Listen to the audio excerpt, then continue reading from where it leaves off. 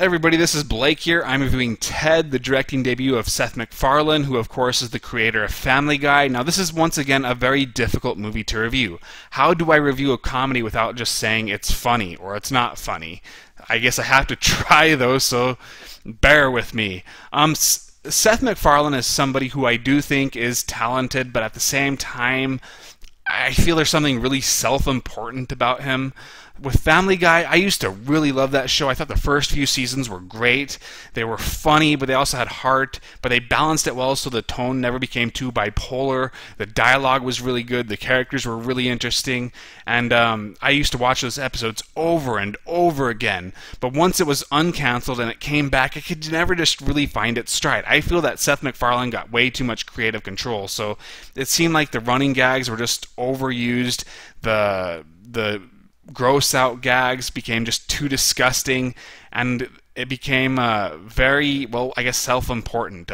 Whenever Seth MacFarlane has a vendetta, he will really shove it down his viewers' throats. And the tone became much more difficult to swallow. When you deal with things like, adultery, suicide, you're walking a fine line because it is very difficult to find humor out of those subjects. And whenever it does deal with some of these edgier subjects that I don't really think are that funny to begin with, that's when Family Guy really starts to struggle. There was one episode where Brian and Stewie are locked within a vault, I think in a bank, but it's just way too depressing, and the funny parts almost seem out of place.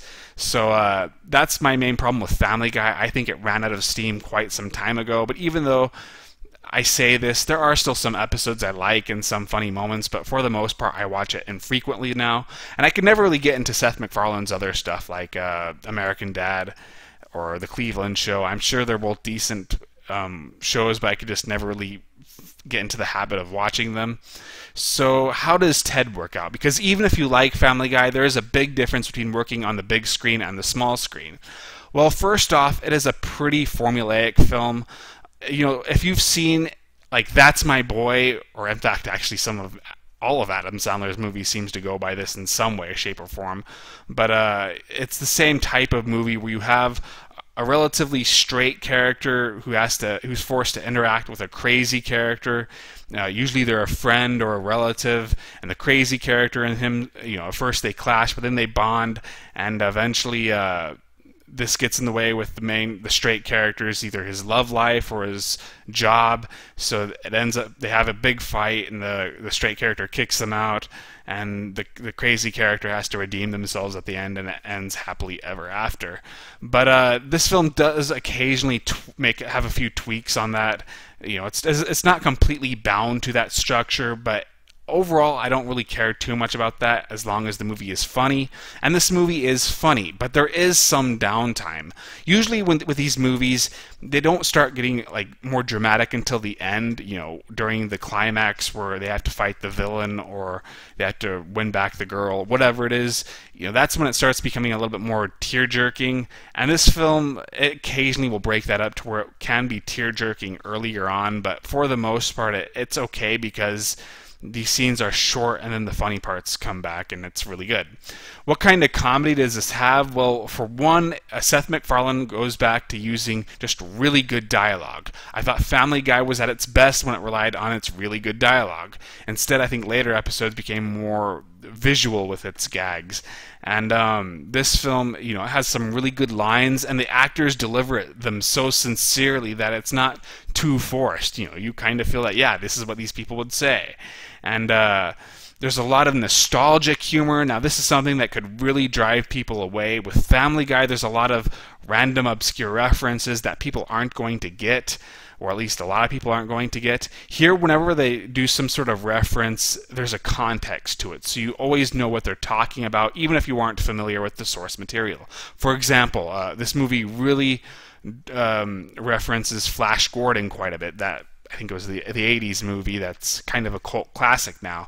Now, I actually haven't seen the film in years anyway, But I always understood what the joke was, and I always thought they did that so well that it became funny, even if you have not seen Flash Gordon. So you're never kind of left in the dark, even if you're not familiar with the actual reference. There's a lot of funny cameos, some that you almost wonder why they even bothered, but they're so random that they're funny just in that. There's a lot of interesting actors. You have a lot of the Family Guy cast. I can't think of most of their names. Mila Kunis, of course, plays Meg, and she's the love interest here. The guy who plays Joe Swanson and also Brock Sampson from the Venture Brothers, a much better show.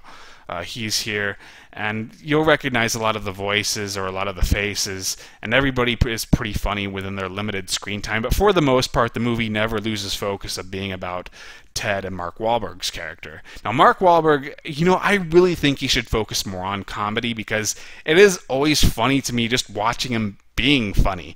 I'm used to Mark Wahlberg playing these more straight-laced characters who are kind of boring. I mean, they're supposed to be deep or edgy, but he just never really pulled it off very well. So you have something like Max Payne, where it's like his acting is not acting at all. That's how he interprets how to act out as that character. But when he's playing in a comedy, he just works so well. I liked him in Date Night, even though it was kind of a mediocre movie. The other guys, of course, the Mac Daddy of all Mark Wahlberg comedies, The Happening. But when he is funny, I think he is really funny, and he is pretty funny here, even though he is supposed to be the straight guy. And that's another good thing, is that they balance out the quirkiness of all the characters. So it's not just Ted being the crazy one. The Mark Wahlberg's character can be just as crazy at times. So that was kind of a nice twist. And anything else I could say? Overall, like I said, it's really difficult to say, what's funny and what's not funny, because it all comes down to you. But I personally thought that Ted was funny. I thought it's not as quite as golden as the earlier Family Guy seasons, but it is much better than what we got now. It seemed to me that Seth MacFarlane took what everybody likes about Family Guy, but then made sure that he toned down the more controversial aspects, and he seems to know how far he can go without crossing that line. I don't know. One thing I always heard with this movie, when I was preparing myself for anyway, is that it's supposed to be pretty disgusting. Roger Ebert said it was a very hard R. Personally, I thought that was sort of overstated. Even though, yeah, it can be pretty gross at times, it never was taken too far. Like there's one scene where you kind of see Ted having sex with a woman, which I thought was just going to be so stupid, because that is going too far. But they do it in a way where it's never too sleazy, and it was just never too much. I thought this was sort of a throwback to how good Family Guy used to be. But even if you don't like Family Guy, I suggest that you watch it as a matinee, or at least watch it as a rental, because actually I'd prefer you watch it as a matinee. But if you don't want to go to theaters to see it, I guess just rent it when it comes on DVD, because I do think that it is better than a lot of Family Guy. And once again, it also works as its own entity too. It's not just Family Guy on the big screen. It has its own kind of jokes. It has its own kind of gags, and even though I've been making these comparisons, it's only just because I have no idea what else to say. So this is sort of padding out the review. And but if you do like Family Guy, I think it is worth a full price. So I'm kind of in the middle. But I really did like it. I think it's worth watching either way. So that's all I have to say. I have no written review, but if you go to my website, you could read whatever written review I did last. I think it was the Funny Games remake, which was not funny and was really stupid. And follow me on Twitter, and hopefully I'll have some more videos out throughout the next few weeks. So that's that. I'll see you guys later.